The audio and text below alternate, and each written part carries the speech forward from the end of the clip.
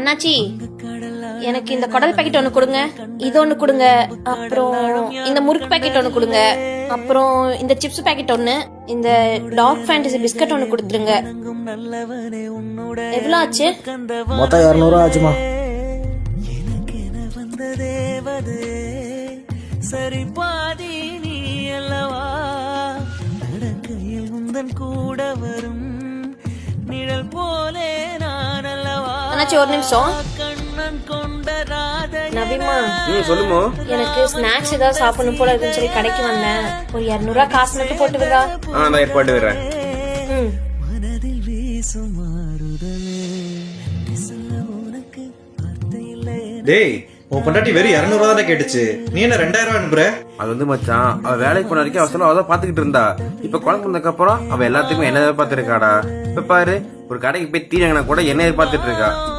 இருக்கிறப்ப நான் சேர்த்து போட்டேன்னு வச்சுக்குவேன், இந்த மாதிரி சான்சஸ் அவளே பாத்துக்குவா. இல்ல அப்படின்னா எல்லா டைமும் அவ என்னைய டிஃபைன் பண்ணி இருக்கிற மாதிரி இருக்கும். அதான் மச்சான், இருக்கப்ப சேர்த்து போட்டுட்டேன். வேற ஒண்ணு இல்லடா.